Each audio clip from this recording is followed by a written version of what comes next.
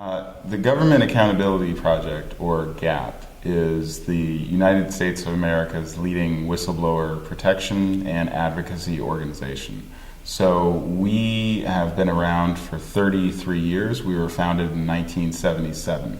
What we do is we take whistleblowers' concerns. People come to us with their concerns. We act very similarly to a law firm. We are primarily made up of attorneys and lawyers who focus on specific areas such as food safety, drug safety, homeland security, national security, and international reform, watching the United Nations or the World Bank or other types of organizations.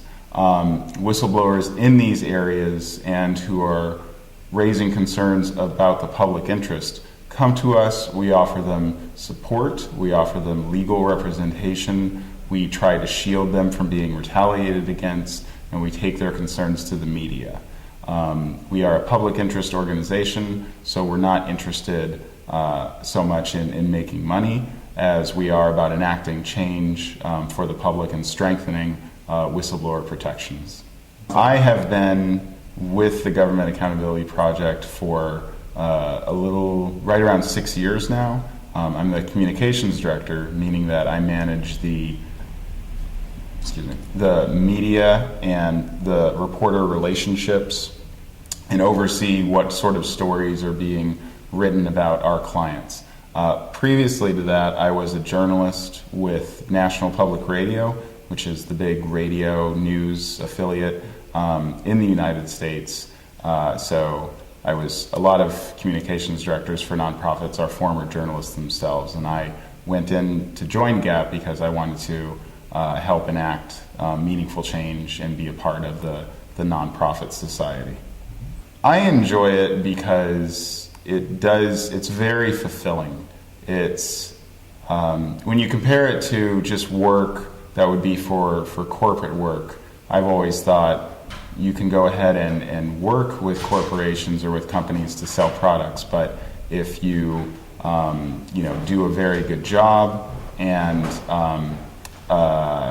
if you were at a corporate setting for a company, if I worked very, very hard and I did a good job, then a few more products would be out the door and people would buy them, and that would be the end result.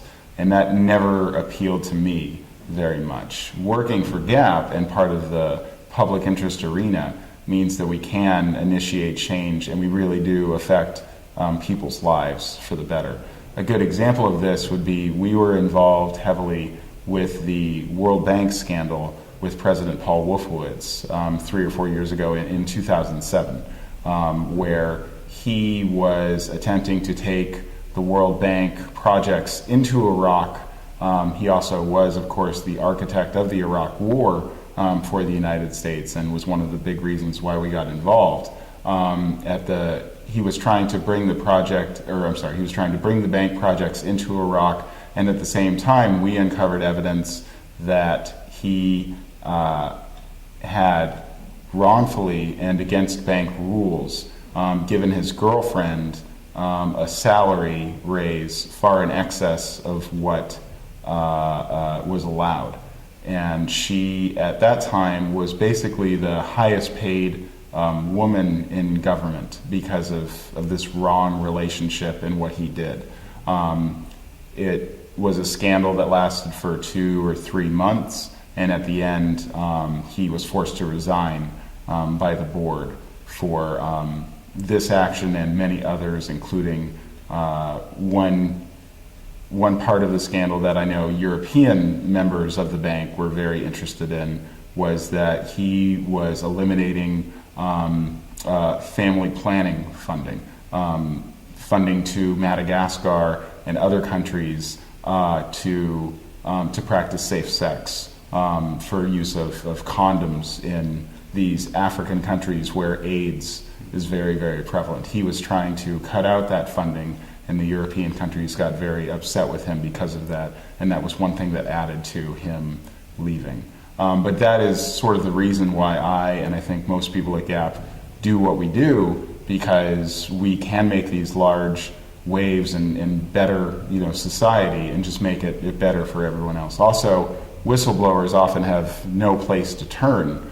It's a very difficult and lonely thing to do, and it's very life-changing, and we want to help as many people as possible. So I find more satisfaction in helping people than I do selling products. Whistleblowers, they used to be not thought of as being in a positive light, and I know that's something that the Czech Republic right now, they are experiencing this problem because they're not very familiar with whistleblowers, and I know the closest word in Czech is something similar to snitch or rat. That's how it used to be in America as well. Really, just 20 years ago, there was a negative connotation, or the word itself was, people didn't like it. It was negative. It's changed in the last 20 years significantly because people in society sees the value of whistleblowers. One of the most famous cases of whistleblowing of recent times in America was a gentleman who worked at the Food and Drug Administration, the government agency in charge of regulating drugs and making sure they are safe. He was a whistleblower who discovered that an extremely popular pain medication called Vioxx was actually causing heart attacks. It had caused somewhere around a minimum of 130,000 heart attacks in the country alone in the United States, more in Europe, of which a third, or at least 40,000, were fatal. So, when people realized that over the last 5 years, 40,000 people had been dying because of this medication, and the only reason was because this whistleblower chose to stand up, and he faced retaliation at the agency for doing it because his superiors didn't want him to reveal this information, and it was a terrible thing. But because of people like him and other people who have stood up for public health and don't want people to die or to suffer, whistleblowing has been seen in more of a positive light, and Americans respect whistleblowers now in a way they didn't before.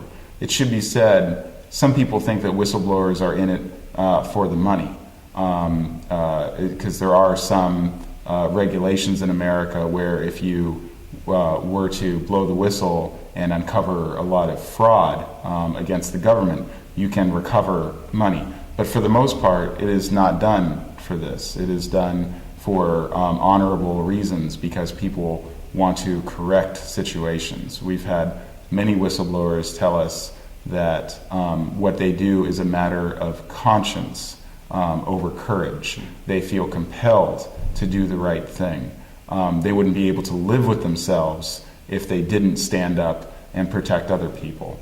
And the last thing I'll say on that is that most whistleblowers in our experience are among the very best employees. They're at work at a company or the government, and they start out and they've worked there for years and years, and they rise in the company to the point where at their new position they have more access to information that was privy before, that was secret information, and then they discover it and they decide that they have to expose it. But these are among the very best employees who have been with companies for years and years, and oftentimes are the most loyal employees that just feel compelled to reveal the wrongdoing. For Czech whistleblowers, it takes time. Whistleblowers should be, and oftentimes in America they are not thanked.